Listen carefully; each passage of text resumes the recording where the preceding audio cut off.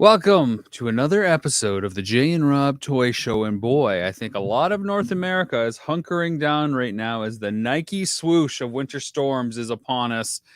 Here to provide some meteorological evidence, my good friend and part-time weatherman, Jay Bartlett.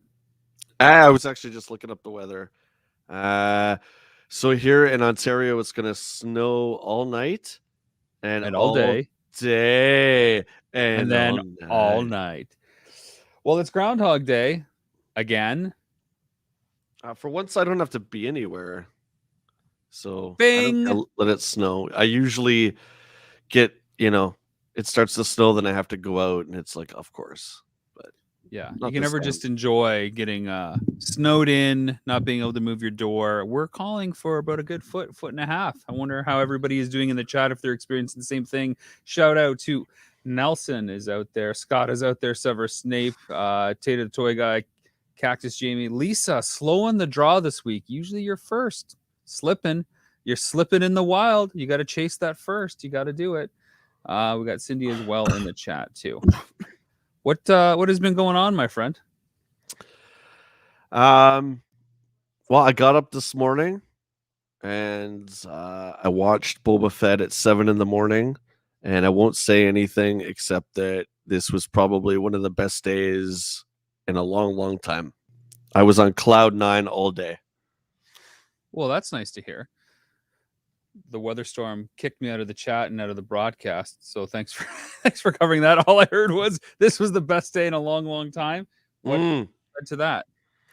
Oh, just I got up to watch Boba Fett, and I know that's hilarious, but I got up at 7 and I watched it. And I'm not going to say anything, of course, but I was on cloud 9 all day. That's awesome, man.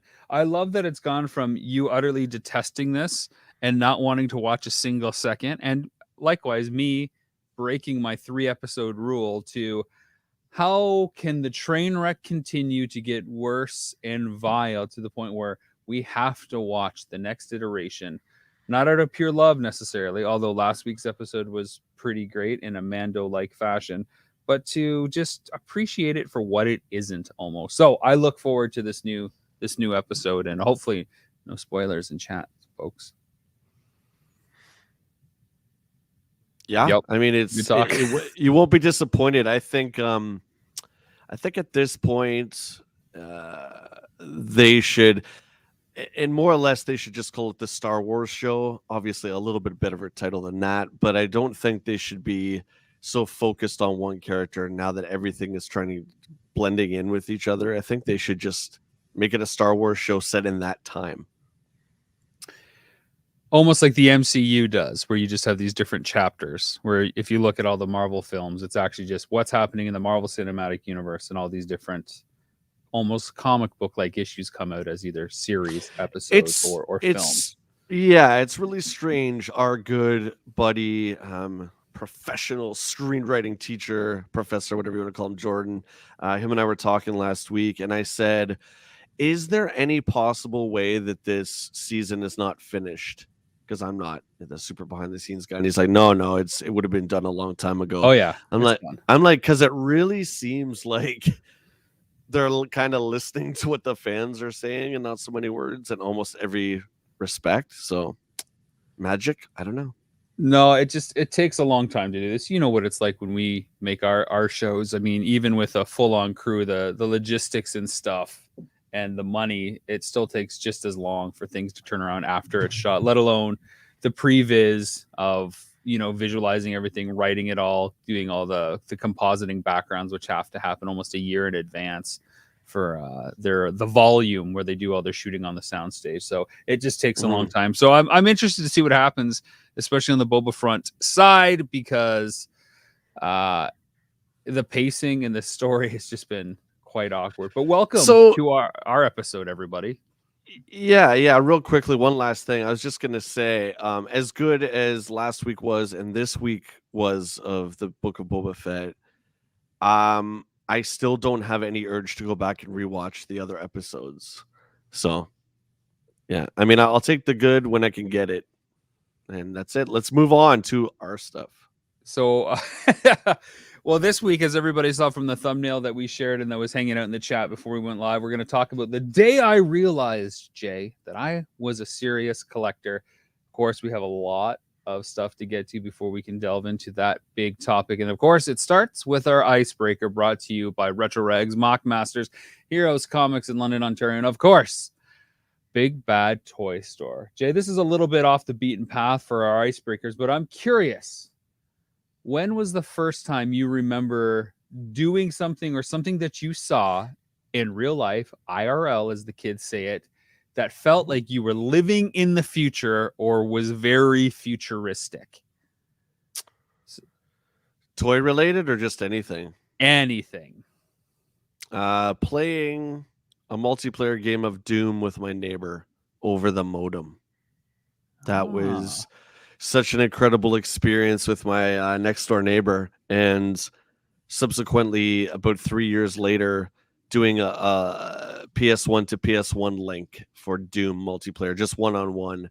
But I was like, dude, this is amazing. I remember we would be like, let's meet up in the room with all the heads, and we go and just sit there and just look at each other and kind of walk around each other. It was really, really cool, man. And again, my favorite part of that, because your neighbor is also my neighbor growing up, we would play a match of Doom and it would end. And what would we do? We'd run upstairs, go to the porch, shout at the guy 2 doors down about everything that was going on, and then race back in to go downstairs because you couldn't call because the phone was tied up with the modem. We would get really hardcore where when I don't know why we did this, but when whoever died, we would stop and switch computers. So we'd run out of the house or run into each other's houses and use that computer. Yeah. And I was like the neighbor's computer because it was always way better. It was always top of the line compared to mine. Yeah. So what about you? I think it was when I saw CDs for the first time. You know what? DVDs was my second choice. DVDs was a big thing for you and I remember. Like huge. Oh yeah. Huge. Yeah, that was similar, but it felt like, okay, you know, music was on CDs. It makes sense that movies are on something similar. But seeing like that shine and that like rainbow-like pattern when you would turn the CD over and the reflective pattern there, it was just a completely different, even physical interactive experience than a cassette tape or a record was at that point. And it felt like, wait, how does this work? They shoot a laser at it and music comes out. Like it just sounds futuristic, right? And yeah, and the size of it, the way the packaging was really cool because it was like an LP but smaller. You know, the LPs back then, that was your mom and dad's old stuff. Like, yeah, we don't want that. We don't want to hear the original mono recordings of the Beatles. We want them in stereo. No, you don't. No, you don't, Past Jay. No, you don't. Well, remember when CDs first came out, they were the long sleeves. You'd almost fit like 2 or 3 CDs back to back. And I still don't know why that was the case. Remember cassette tapes at the store were like in these plastic long sleeves as well, so you couldn't pocket them, presumably. So you could steal them, yeah. Yeah, just strange design choices. It kind of runs along the first generation boxes for PS1 and for Sega Saturn. Those weird like plastic long boxes, and if they crack or broke, you were screwed because you could not get replacements for them. No.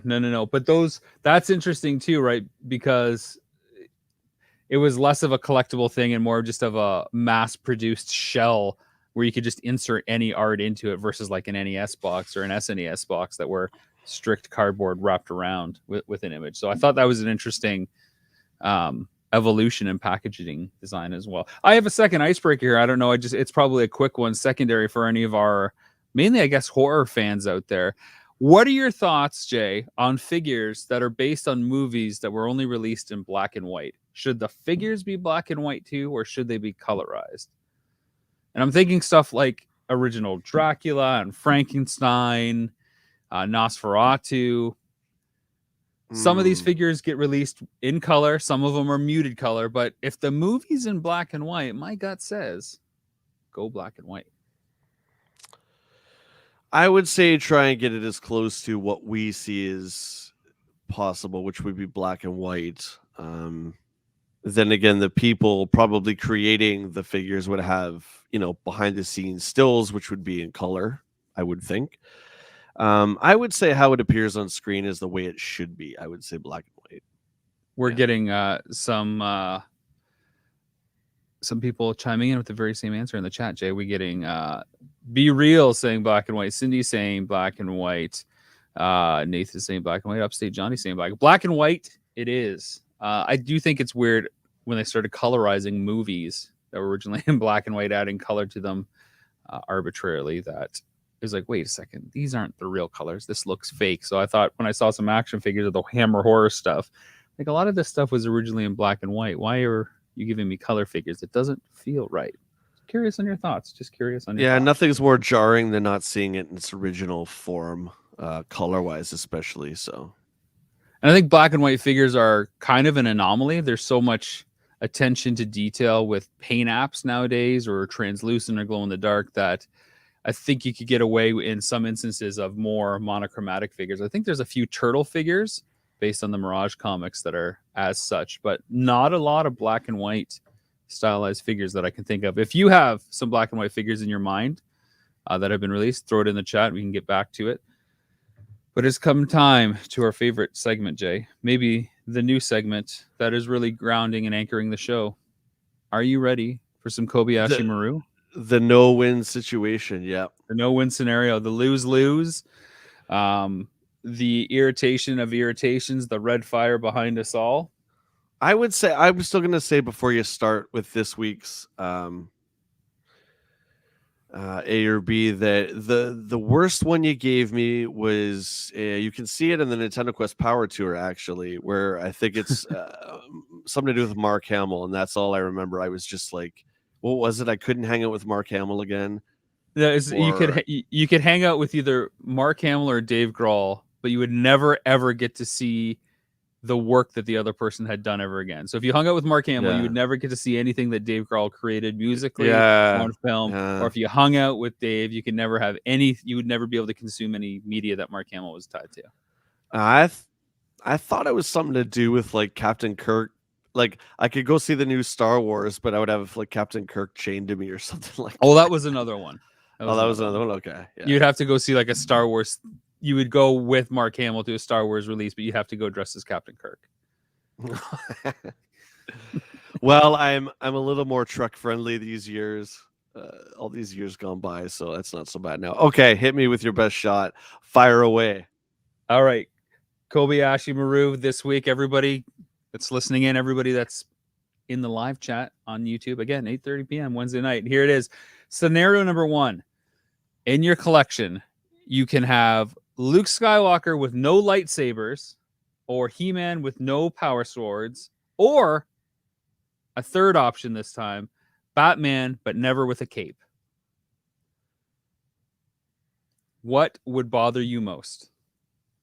Luke, no lightsaber, He-Man, no power sword, Batman without a cape. Well, which Luke are we talking about? Any Luke. So every time you buy a Luke Skywalker, somehow you are screwed and get no lightsaber. Every time you buy He-Man, you never get the power sword. And every time you buy a Batman, there's no cape. Which of those scenarios would bother you the most? Okay, well, I guess, Luke would bother me the most. I would say Batman the least, because I don't really buy a lot of Batman stuff. So not having Luke with his principal weapon would be a little annoying. Yeah, I don't think I'd be able to handle that. Interesting, because it's almost the opposite order for me, my friend. I could live with Luke Skywalker with just a blaster, because there are several scenes where he just has a blaster, and that makes sense, especially for my level of Star Wars collecting. He-Man and the early stuff was more about the battle axe, so I could wrap my head around just him having an axe and a shield. But Batman without a cape, even if I just had Superpowers 84 and never having that cape, well, that would drive me nuts. Talk about a gorgeous figure, and then when you take the cape off it's awful. It's you might as well throw it away. Having the cape is better than having the figure without the cape. Upstate Johnny, if you can go up a bit, he says Batman without a cape makes no sense, and I have to kind of agree with him. That would be like Luke not having his shirt on or something like that. So maybe Batman without his batarang or his belt or something. But Well, this is Nah. why. Okay, it's this scenario is not about making sense. Okay, this is about what bothers you most. And I'm Luke. glad it got under Luke. everyone's skin. Cindy's chiming in saying, "Batman, that suit would look ridiculous." Cactus Jamie saying, "Man needs a sword to be He-Man. He-Man would be savage." Cactus Jamie, you were incorrect. Have you not seen Kevin Smith's Masters of the Universe? He apparently doesn't need the sword to become He-Man. He always had the spark. Don't you know that? Don't you know that? And there are several iterations where he had to just go in the power cave to become He-Man. Oh, no, Upstate Johnny's saying Luke can rock the Force without it. He-Man can punch up shit without the sword, but Batman without a cape drives him up a tree. Nelson is also chiming in that He-Man still has his axe. So, all right, good response to scenario number 1. Everybody is irritated almost with every single one, except for Luke. Everybody hate around Luke. He-Man still has his axe that he still won't hit anyone with, but he'll cut down that tree to hit them. You're damn right he will. Okay, scenario number 2. Everybody, fingers on the buzzers. What would bother you more, Jay? Having the USS flag and no G.I. Joes, or having Grayskull and no Masters of the Universe figures? Having the flag with no Joes, because I like G.I. Joe better than He-Man. Simply put, a Castle, and I would be, don't get me wrong, it would be hard, and I know I'm the opposite of everyone in the chat. I know that for sure. It would be hard not to have He-Man figures 100%, but to not have my Joes would be, I couldn't live without them. So what about, well, I know your answer, obviously. No, I don't think you do, because I would be fine if I could just at least have a Grayskull. You made the He-Man documentary. You can't say you don't want He-Man figures. No one's buying. Well, maybe I'll make a G.I. Joe documentary, and then what are you going to do with your wise ass remark? Rob's not the He-Man guy anymore, guys. He's hung that up along with his Batman cape. My cape has been thrown out the window like my Batman figures. Okay, so there you go. I think Grayskull on its own looks great. You don't have to be a He-Man collector to appreciate that playset just sitting on a shelf. But having the flag, that big empty coffee table with possibly no Joes or any kind of vehicles or something on it, feels a little ridiculous to me. And you know what's weird? Anybody, I think you'll see, I'm pretty sure you'll see my collection in Action Figure Adventure Season 2 or something we're doing that's coming up. But Season every 3 place, of Jane Rob Toy Show, perhaps. Every single playset that I have is bare. I don't put any figures on them. Every vehicle I have is not manned because I like them without. I know that's strange. That's weird, naked right? Playset. Like So that's like flag, you might as well. Ugh. My flag there has keel hauled, not piloting it, whatever, manning the ship, but that's it. There's nobody else on it. There's no Sky Striker on it because it just, I like it blank. Yeah. Heaven forbid you have a little bit of fun with your display that takes up 8 feet of your room. No museum piece. No fun allowed. Oh! I forgot. It's your collection is a museum now, just like stores have a museum, aka stuff that you're not allowed to buy. Too many flags that just get used as tables, and ultimately, what happens is that you put your new toys on it, you just dump stuff on it, and I just think it looks really crappy. I like the flag to be crystal clear, center of the room, zero sense of fun, just taking up a lot of space, desolate. Yeah, just like boring. Everybody's back and forth in the chat on this one. It looks pretty split. We move on to scenario number 3. Are you ready for this one? Yeah. Everybody got their hand on the buzzers? Okay. You have to, what's going to bother you? What's this? This is stupid. And to answer someone's question, Upstate Johnny says, Rob, do you carve out a time slot each week to come up with these questions? Is it a big think tank in the breakfast nook on Monday mornings? This keeps me up. The answer is yes. Yes, it is. I carve out my Monday morning coffee session and it'll last 4 hours until I come up with them. The third scenario is, Jay, you have to collect every single one, all the Power Ranger figures to get more Star Wars figures, or no more collecting at all. I have to collect all the Power Ranger figures to get, well, I guess I'm collecting all the Power Ranger figures. I have no problem with that, sir. That's very interesting. That's very interesting that you have that desire and need to have more than what you already have. I'm for Star Wars specifically, I'm always interested in new characters because I've collected Star Wars my whole life. We've talked about this a million times. I have 50 versions of Bespin Han. I don't need another one, but there's some really, really great new characters from the sequel trilogy that haven't got released. From Boba Fett, from Mandalorian. Oh, Don't speak of you? the devil. Speaking of the devil, that one's great. That's a really great figure. This was a $5 buy at EB Games one day. Oh yeah, that's awesome. Worth every penny. Nah, take it back. No, the manager that sold me is a bit of an asshole. I heard. Well, it's funny. It's funny you say that because. Let's go back. Sorry, my mind's going in 3 different directions. What Star Wars figures do you still need to have a figure of that you don't have that haven't been released? Let's start there. I can't say right now. Ask me again next week. There's one, okay. and if I say it, I'll wreck a bunch of stuff, so I can't say it. Okay, well, don't say anything then. Okay, so obviously it has to do with the most. Oh recent no, episode. I'll say one. Mandalorian. Actually, I can't. Forget it. Move on. Move on. Move along. Move along. All right, moving on. Because I would be fine for some reason, and this will tie into our big topic, and we'll get to that momentarily. If there were no more action figures released, and all we had to do was hunt, that was with everything that was existing, I think I could end up still collecting for a very long time. Oh yeah, and not have to buy Power Ranger figures and still can be completely fulfilled. Yeah, okay. You know what? There's so much great stuff out there. Yeah, I would be fine too. There's more than enough for 20 lifetimes. Yeah, right. And that's what I was getting at. Like the thought, there's thoughts behind all of these, right? Like, do you need the figures to go with a playset, Flag or G.I. Joe, or can the playset be cool on its own? Do you need the accessory for a character or a figure to be good? And in this case, do you have to collect simply for the sake of collecting to fill a void? Say the Star Wars line ended and there wasn't going to be anything new. Would you just keep collecting and supporting Hasbro, hoping that they brought it back? Hypothetically. So I think there's enough out there right now that I could collect Star Wars figures, or you could keep getting a ton of Star Wars figures that somehow you don't have without having to just collect for the sake of collecting.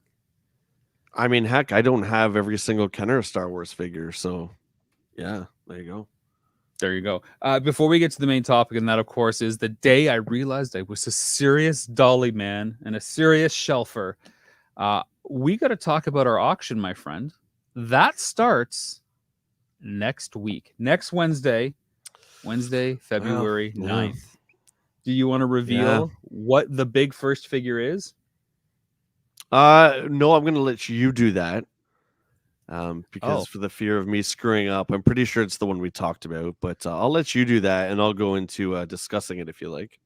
Yeah, sure. I mean, it was your pick, but I have a handy, fancy new flyer that I made.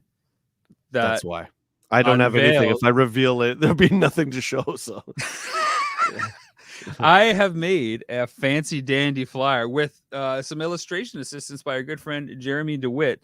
Allow me to pop it on the screen. So there we are, folks. This is the ultimate action figure auction coming back at you. I'm going to temporarily pop off our logo in the corner there. And everything starts next week. It's going to be up for grabs.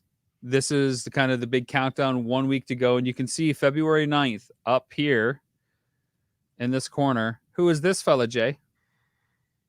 That is Amanda Man, who was one of the last 15 released in 1985. Power of the Force, Star Wars Kenner.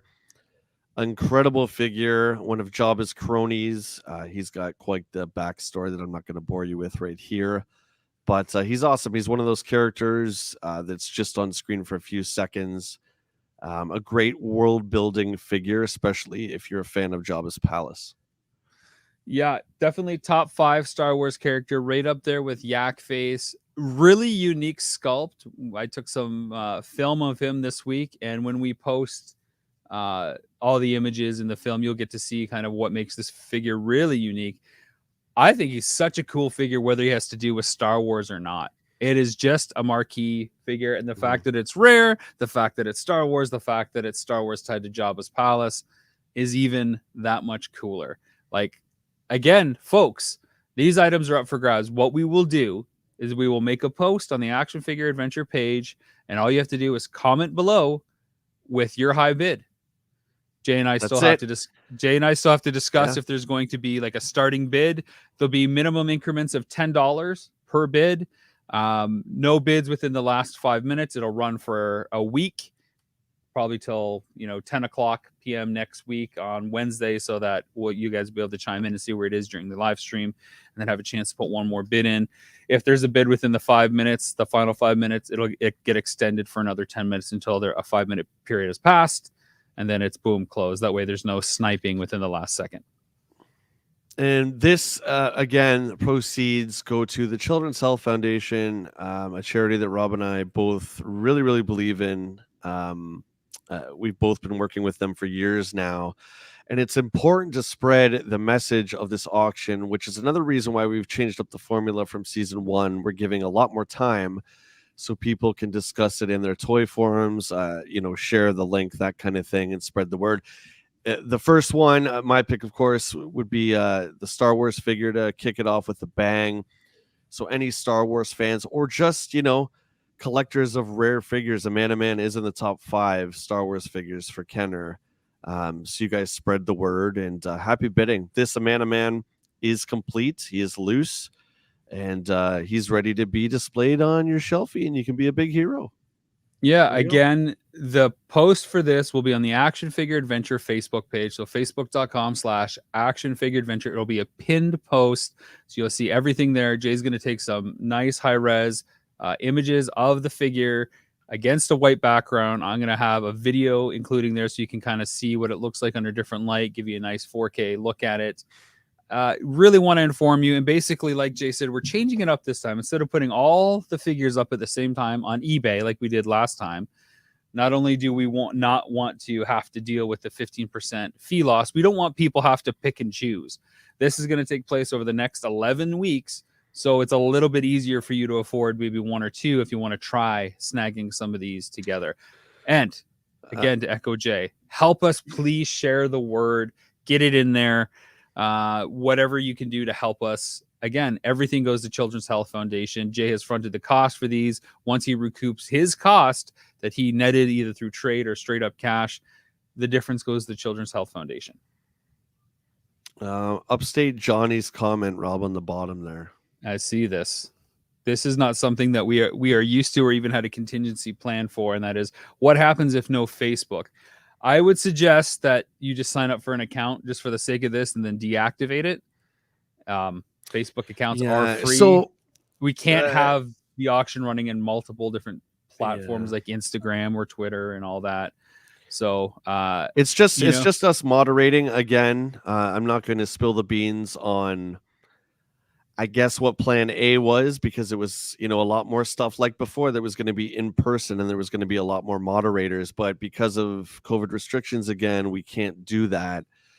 eBay is very stressful. It was very stressful on myself, running the auction on my personal eBay account, timing everything so they would end exactly. And it's just easier this way. And then it'll be more personable. Rob and I will make it a lot more fun. It'll just be more energetic. Yeah, and Upstate Johnny, you had a good idea there. Maybe just ask a friend that's on Facebook to bid in proxy. Once the auction ends, we will reach out to the person through a DM. They'll have 24 hours to submit payment to Jay. It'll be through PayPal, friends and family. Once that's sorted, it'll all be kind of good and whatnot. Shipping is coming from Canada tentatively right now. That may change depending on what happens later. If you want to wait, we have people that are interested in possibly driving up to Canada instead of having to pay shipping on some of the stuff. Like we have a couple of friends that are interested in that sail barge in the Eternia later in April. Who knows what the border protocols are like, but if they drive up, they would be willing to ship out of the US to possibly save some cash on shipping, because shipping from Canada is obviously a little bit pricier if it's going outside of the country. But if you just want the shipping quote and sent right away, we can do that too. That's pretty simple and straightforward. So you'll have to let us know. But 1 week for each of these bad boys. Again, let's just take a minute or two to go down these before we jump into our main topic this week. February 9th, we have a Man. We've already talked about it. February 16th, a boxed, sealed Dino Riders and Ankylosaurus with Sting, the evil Rulon warrior. Jay, when do you ever see a boxed, sealed Dino Rider? Probably when I was a kid in the 80s was the last time I saw that. And I myself only had one Dino Rider, and I think you had zero. Zero. I mean, they're very, very rare, very obscure, but so awesome. They're insane. And the box art again is just fantastic. It is nice because it's not one of the big ones. So if you're not a huge Dino Riders fan, but you want an iconic sealed piece from the 80s, this is really perfect for you. If you are a Dino Riders collector, this is nice because it is a small one, and the small stuff for Dino Riders, which is like everything in the line, seems to disappear, break, or vanish. So having it all together in a sealed box is a good deal. February 23rd, we have a boxed complete Soundwave. It is opened, but this thing almost has never seen playtime, and the stickers have not been applied. Yeah, it's pretty much as close to mint as you're going to get. That old G1 artwork is some of my favorite box art of all time. So you get to enjoy both worlds here. You get to have a nice display piece in the box, and if you choose, you can remove Soundwave and get a nice smell, get a nice feel of a mint condition 1984 Transformer. March 2nd, we get Power Extreme with the Centurions. Max Ray, again, boxed, sealed Centurion. When do you ever see that? Let alone a loose, complete one these days. Very, very special. Anytime, most times you go to a toy store, sells vintage stuff. If you find a Centurion, most times in my experience and your experience, Rob, they are naked. They don't have any accessories. They definitely don't have the helmet. So this is, a beautiful display piece. Or if you're a brave soul, you want to open it up, you're going to have a brand new, fresh Max Ray to play with. March 9th, we have a boxed, sealed Masters of the Universe Wind Raider. How can you not take a chance at getting a sealed Masters vehicle when it's up for grab and going for charity? It's just, I can't believe this was part of the journey. I still can't. My favorite Masters vehicle, hands down, is the Wind Raider. The wings on the vintage 83 are extremely fragile. A lot of times they're snapped off. The peg is usually lodged inside the ship, so restoring it's very difficult. Again, you have a beautiful, the box art for the original Master stuff is, second to none. So you have the choice. Open it up if you want. You have a brand new Wind Raider, apply the stickers, or just keep it on the shelf. Display it. Either way, man, it's a must-have for Masters collectors. March 16th sees another Transformers, again, boxed and complete, and like new, hardly played with, Starscream. Jay, what are your thoughts on this one? Yeah, I can't give away anything for the story just yet for season 2. Safe to say that, last season, I picked the 2 that I thought were the best, and this season I picked the 2 that I thought were the best. I think the 4 of those Transformers are definitely the 4 most iconic that there are. This is your chance to get, Megatron's deceptive second in command. Again, display him in the box, take him out and play with him. It's your choice. But he is mint. He's just a beautiful figure.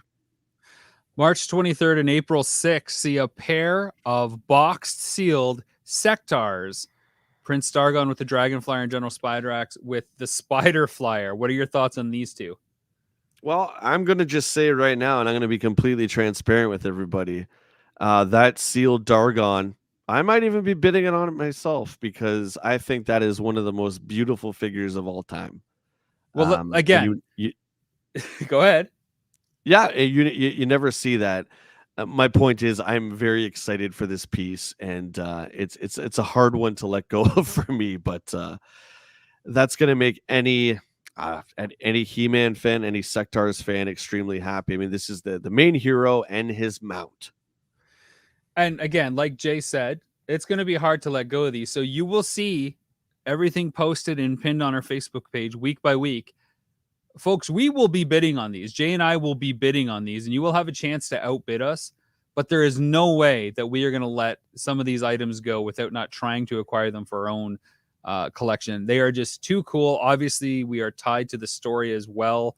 These have been featured in Action Figure Adventure Season 2, and it's going to charity. It's like the 3-win formula. It's cool on its own, but when it's tied to a story and you're helping charity, it's just aces across the board. Sandwiched between the two sectars, Jay, you have an unpunched carded VC 102 Ahsoka Tano from Star Wars: The Vintage Collection. The most sought after vintage collection figure that there is. No arguments there. Also the most expensive one.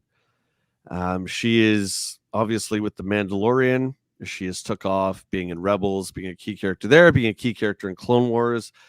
She is right up there with Luke, Han, Leia, as far as I'm concerned, as a main character in Star Wars. And this was the first artwork where she was depicted as kind of humanoid in realistic fashion. Just a beautiful, beautiful figure.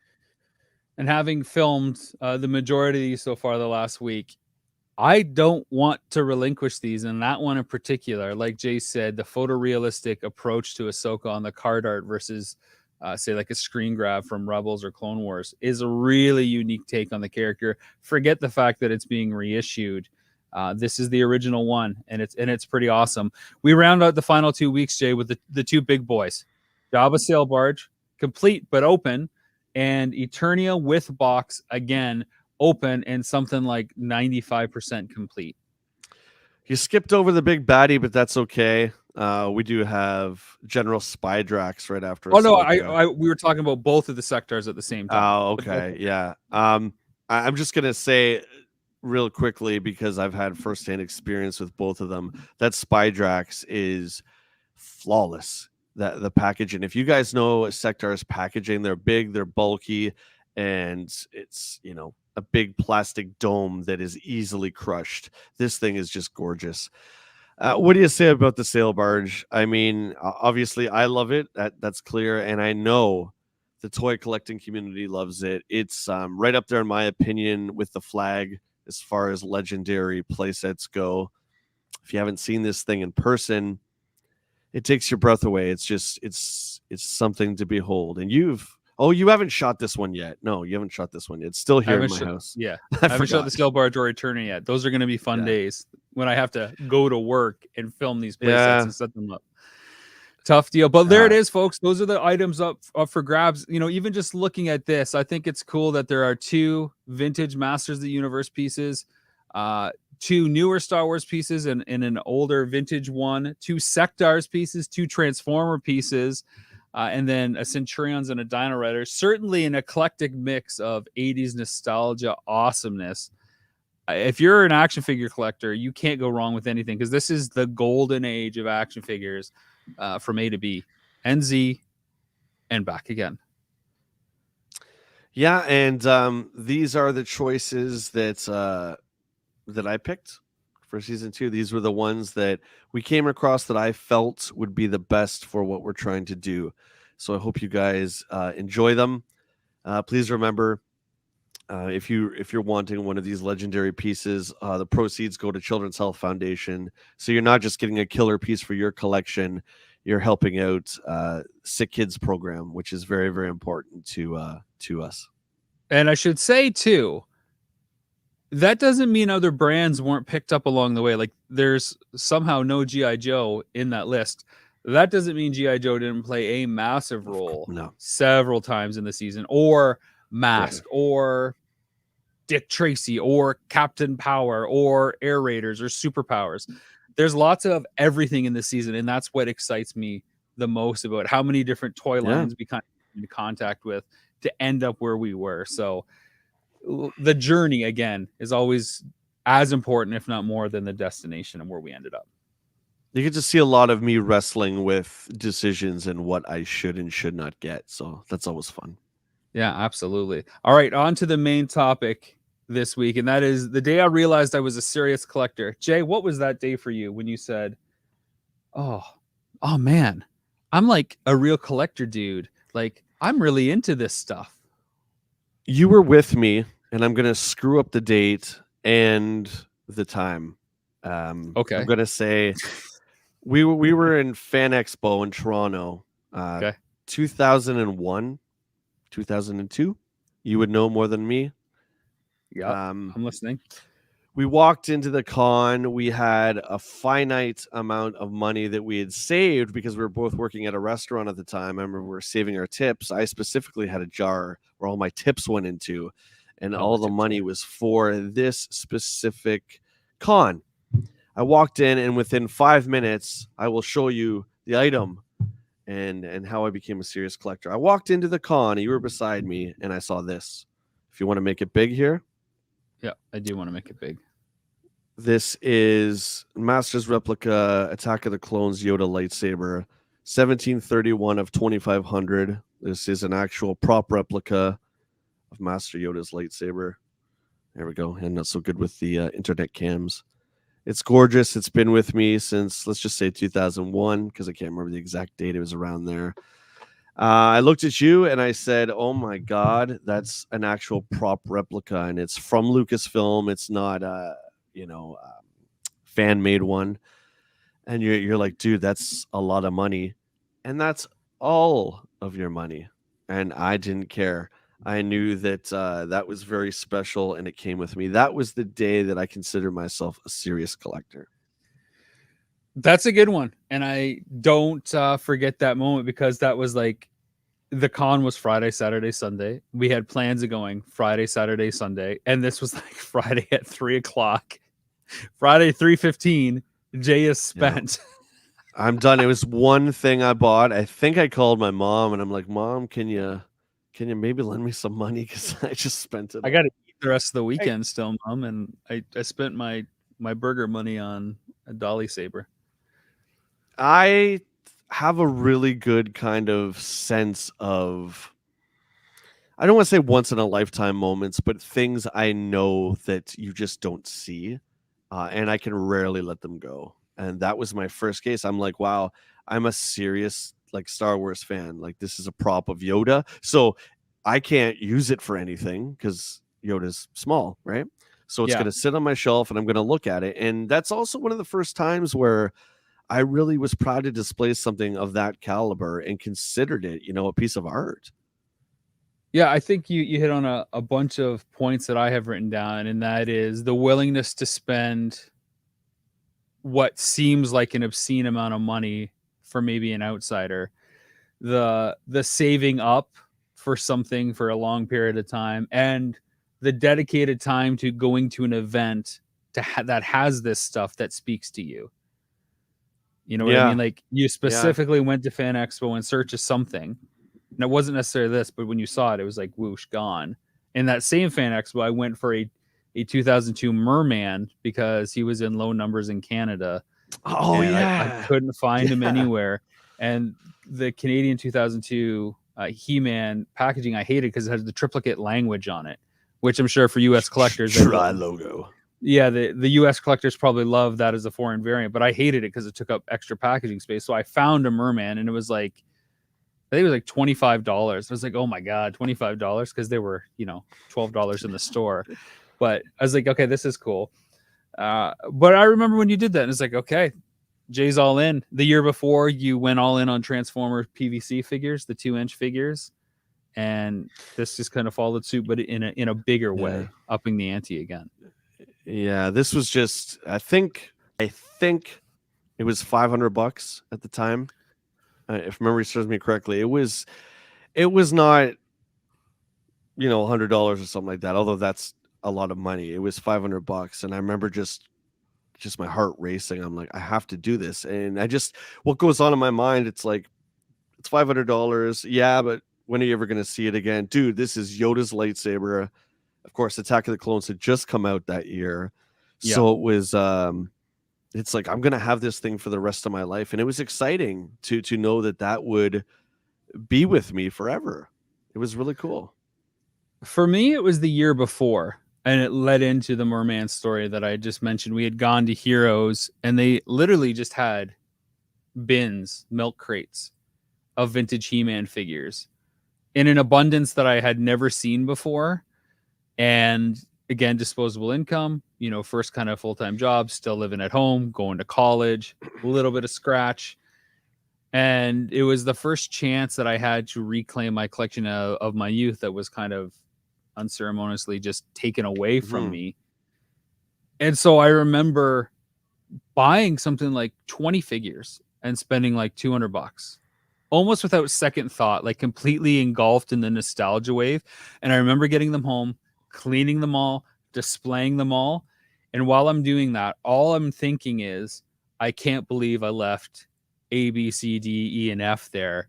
And all week long thinking about how I'm going to move finances around, which figures that I remember are there do I really want to prioritize? How am I going to set everything up? And then basically just investing in it as an extracurricular in ways that you would do with like a research paper, like really taking it as a serious hobby without even acknowledging it, and not just like, oh, this is cool, kind of a gas, I'll just pick up these casually, or from out at an antique sale, oh, I remember these things, throw a dolly in the pocket.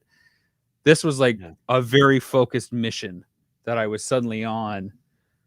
And because I had dropped like $200, which seems like a lot of money, because I remember buying video games for like $80 was like a big spend, and God, I hope the game was good. Once you drop that kind of money once on a collectible, it becomes that much easier to do it again, because you can justify the fulfillment you had when you dropped $200 the first time. So when you see something that's $200, whether it's one figure, a playset, or a lot, it's like, oh, well, I've dropped this money before, so I'm not as scared. And that's when I think it becomes a little bit more digestible and like, yeah, I'm seriously into this. Especially since the pandemic has hit a couple of years ago, I find, the rare times you get to go out in stores, there's not, I'm not saying anything. This has nothing to do with Action Figure Adventure. I'm just talking about myself and my personal treks around the city here. This stuff doesn't just pop up much anymore. Yeah. A lot of people are hanging on to this stuff. So for me now in 2022, a lot of it it's going to sound funny, but it's historical for me. I think it would be really cool to have a museum one day. And I think that's something that I could do. I love preserving pieces, and my mind is open way, way more. Oh, no. Hang on. No. Oh, okay. Don't worry about that. Speaking of preserving,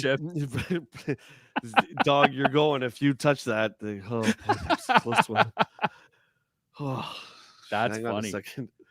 All right, Jay, take a breather. To echo what you're saying, Upstate Johnny is saying it wasn't so much the financial on his side as acquiring dollies or toys, but he noticed that he was getting what he was doing when he wasn't buying the toys, and that's reading about the lines, the history, the advertisements, tracking down people that worked on the line. Is like, oh my goodness, what have I gotten myself into? Yeah. So I think that's where you're going with what you're saying. Yeah, preserving these items and being kind of like a custodian of the history of a lot of this stuff has really become important to me, especially since we've started doing the show. And my mind is a lot more open than it was in 2002, where it was primarily G.I. Joe, Star Wars, Transformers, the good old stuff.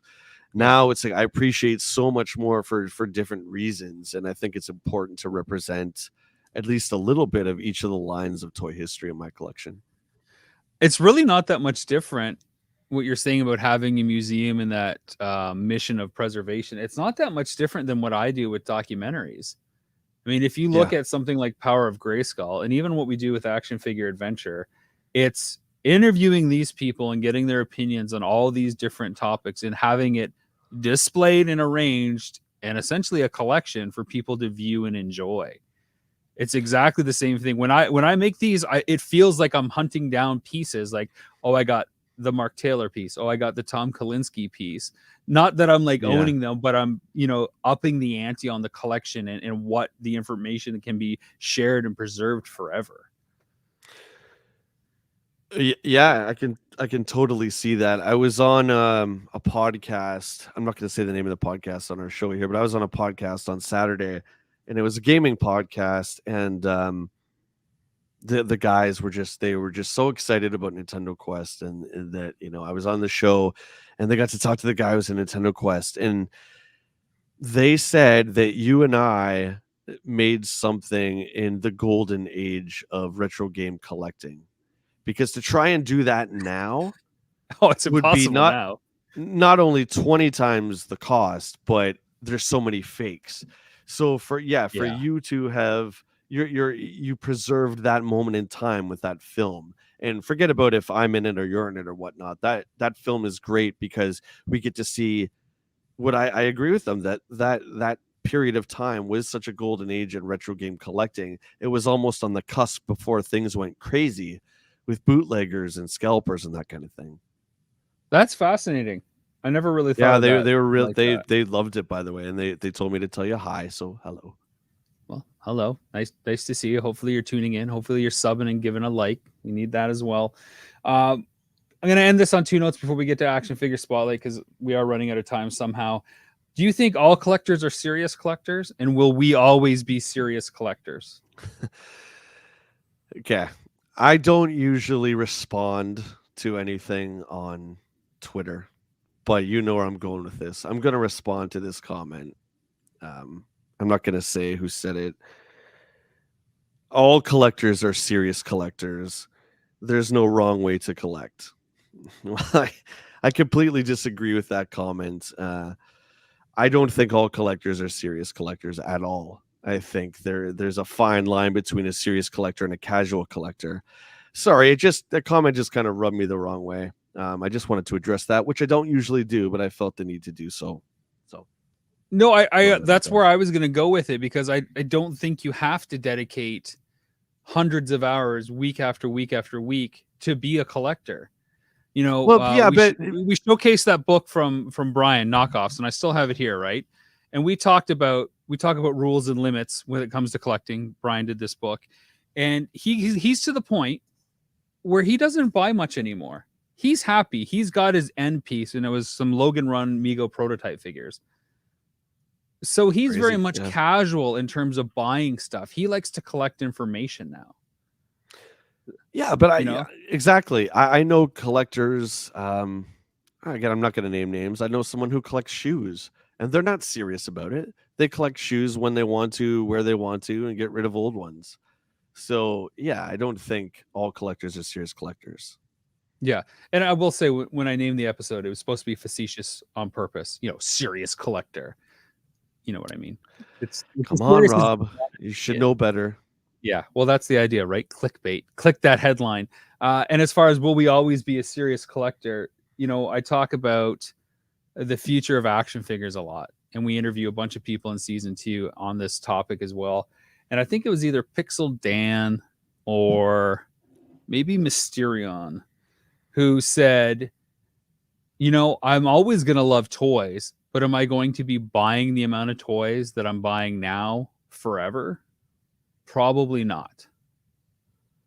Yeah. And that doesn't make them any less of a serious collector if they choose to spend less money on something.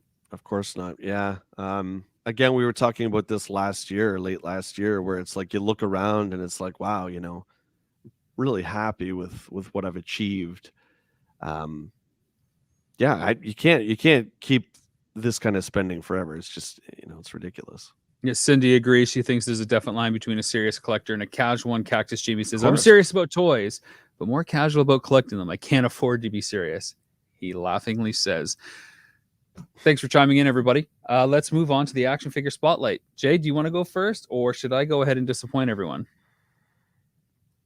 Well, mine is really super special to me. Whether it's a wow factor for everyone else, I don't know. I like your disappointing one. And by the way, last week's was good. I like that one. I got to see that figure up, Muckman. Got to see. What do you think of that in person? Close. It's like 5 pounds. It's awesome. It's huge, Huge. It's crazy. Yeah. I saw Casey and the Gecko guy as well. Casey was really cool. Yeah. I passed some Mondo Gecko. That's the only one from the line I didn't want to get. My Casey's on the way still, so we'll probably showcase that whenever it comes. 1-6 shooter, before we move on, says, I knew I was serious when I dropped thousands of dollars on a Macquarie Vader helmet. Had to have one. Mm-hmm. That is cool. Cracktastic Plus says, I've always bought toys, but the day I made my first display, that might have pushed me over into serious. And the Robot Menace bought some Captain Power shoes today. Well, there you have it. So to disappoint everybody with my pick this week, it's going to a McFarlane line that nobody is talking about, and it's for an upcoming video game with the Disney IP. So this is a new line of figures called Disney Mirrorverse, and it features Disney characters in almost a Kingdom Hearts-like style. I don't know a ton about the game yet. It looks like it's a squad-based kind of team-on-team, almost like Star Wars Galaxy of Heroes, but done with Disney characters, which is allowing them to kind of compete one against one another. But you get full-on action figures for this line. I'm a sucker for Disney characters. I'm all in on the Super 7 Ultimates Disney figures. So to see more Disney characters, especially done in a different style and tied to a game with a bit of an RPG like overtone, super cool in my opinion. And for only 12 or 15 bucks, I'm all in. This is Mickey, as you can tell here. He's a support character. They all come with a trading card like most McFarlane figures do nowadays. The paint apps is about the only thing that I think are lacking, especially on the face here. If you can see that, there's not a lot of detail and separation from the eyes. It's kind of like bland, and you can see like where the black and the beige meet. It isn't crisp and definite as I would like, but I do like the gold trim on the rope on his robe there, and the highlights and the accents are pretty nice. My daughter got a Belle figure for her birthday today, and you can see Belle on the back there, and she is actually a fantastic figure. I had previously got a broken Buzz Lightyear from the line. Again, another 5-pound figure, but highly articulated. And I have the rest of the line that I'm going to open at some point too. But these are actually pretty cool figures. If you love Disney IP, if you like Kingdom Hearts looking stuff, and you want something that's affordable. So you can't go wrong. Even if the game isn't up your alley, these figures so far are meeting the grade for me. I don't know how long the line will go. I know Wave 2 has been announced. So I think there's a total of 12 figures so far. And not that I'm all in on anything, but so far I like what I see. Sweet. When did you pick that one up? That's awesome. That came from Big Bad a couple weeks ago. I know they were in Canada. I saw them around a bit, but for 12 bucks, I had to get some other stuff sent my way. It just made sense to kind of grab it. It's a good game. That's a good game to play on your phone. It's like the Marvel one and the Star Wars one. It's like a turn-based. I believe it's a turn-based one of those games you play every day for a few minutes kind of thing. That's really cool. And I like the idea of incorporating all the Disney characters and putting them into combat roles. That's really neat. And very affordable. Upstate Johnny says, solid price point. Yeah, absolutely. And Akira, to answer your question about the two scales, I think they're just offering more popular figures in another scale for people that want the Jack Sparrow that's a little bit bigger, or the bigger Mickey on that size. What do you got, Jay? Well, it's close to one of those once in a lifetime moments for me. I seem to be having a lot of those lately. But I saw this and I really couldn't pass it up, considering that he's my all-time favorite character. Now, before I show it, I will say that this is not sealed, but it does have the card, which is very important, and the bubble is still attached. So let me see if I can show this like that. There we go. It's about as good as it's going to get there. That's 1985 Star Wars Kenner Power of the Force, Luke Skywalker and Endor fatigues. It's one of those things. Picking this up the other day reminded me of that story I just told you guys about when Rob and I went to that first convention. I picked it up and it didn't matter. I was like, yep, this is mine. There was a little bit of negotiating. But I mean, Luke Skywalker is my all-time favorite. What's interesting about this figure is this one is actually missing the belt, so I need to acquire the belt. The blaster he comes with is the same blaster from the Jabba the Hutt's palace, but it's black. So that blaster is very, very pricey. But this Luke never came with a lightsaber, which is just ridiculous. Hilarious, given our discussion earlier. Oh yeah, exactly. I never thought of that. And given this scene, yeah, I mean, even the part he's got his helmet off. That's like right after he cuts the biker scout down. Yeah, but he doesn't have a lightsaber. It's got the coin intact. And my favorite, Yes. Bit of toy history there. The Toys R Us $287 price tag, which is probably American, but you can see there is the rip there where he's been opened. But Yeah. again, I don't care if it's mint on card. That picture of Mark Hamill is absolutely gorgeous, and the figure's great. That is on the top shelf of my one glass cabinet. So there you go. Pretty epic find, man. Anything Power of the Force with those coins, those figures, like the Amana Man, you got to have those in your collection. Yeah. Want to thank everybody for joining us this week on this week's topic, going through the auction update, of course, playing Kobayashi Maru and our icebreaker as well. Jay, where can people find you if they want to see more of your content? Check me out on YouTube, Jay Bartlett, and that's it. I don't have any fancy kind of toy collecting names. It's just Jay Bartlett. I'm almost at 2,000. I'm proud to say I'm 3 subscriptions away. So anyone in chat who is not subscribed, I am begging you, and I will be your best friend. Please go to YouTube right now and hit that sub button. And if you're watching this live right now on Rob McCallum's page, please hit the subscribe button as well. It does help both of our channels, guys, and allows us to do more great content for you. At least I think it's great anyway. And it's true. The only reason Jay and I are friends is because I subbed to his channel before all of you. So get in the queue for best friend time with Jay and I. Thanks for the plug on this channel, Jay. I know more than 3/4 of the people that watch this and all our other content are not subscribers. So if you can subscribe to this, that definitely helps us. Give us a like, a thumbs up, a heart, whatever you need to do. We'll see you again at next week, guys. We end every episode like we always do. Obviously, hit me up on Twitter at Rob McZob. But we end every episode with our awesome, unplagiarized, original ad copy of "Take care of yourselves and each other." Or wait, for the war.